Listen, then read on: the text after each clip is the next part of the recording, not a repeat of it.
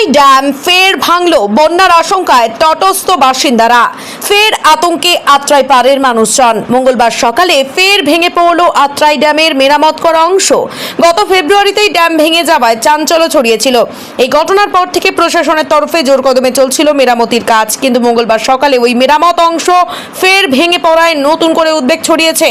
ইতিমধ্যেই টানা বৃষ্টিতে আত্রাই নদীর জলস্তর বেড়েছে। স্থানীয়দের আশঙ্কা, এভাবে জল বেড়েই চললে ড্যামের ক্ষতিগ্রস্ত অংশ পুরোপুরি ধসে পড়তে পারে। ভেঙেছিল মাস 6 আগে, ফেব্রুয়ারি মাসে। এবং এই জায়গাটা কাজ হচ্ছে, ঠিকমতো কাজ হচ্ছে না। কাজ করছে, যাও কাজ করছে, সেগুলো হচ্ছে জোড়াতালি কাজ হচ্ছে।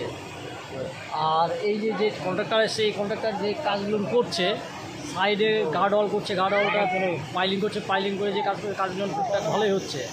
এবং এরপরে যদি জল বেশি বাড়ে তাহলে পুরো এলাকাটা এবং মানে ফ্যামিলিগুলো সব জলে ইয়েতে ভেসে যাবে। কোন অংশটা ভেঙেছে? ড্যামের হচ্ছে পুরো ড্যামটাই ভেঙে গেছে, মিডিল পোর্শনের সাইডে।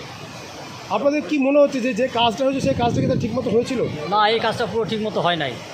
এবং আগে যে কন্ট্রাক্টর কাজ করেছে সে কন্ট্রাক্টর কোনো রডই দেয় না। এরকম দেখা যাচ্ছে যে সব কমা রড দিয়ে কাজ করেছে এবং ঢালাইটা ঠিকমতো ঢালাই ঠিক করে নাই, পাকাপুক্ত ঢালাই হয় নাই। গতকাল এটা কখন ভেঙেছিল? গতকাল রাত্রি 2টো থেকে মোটামুটি জল বাড়ার পরেই এটা ভেঙে পড়ে।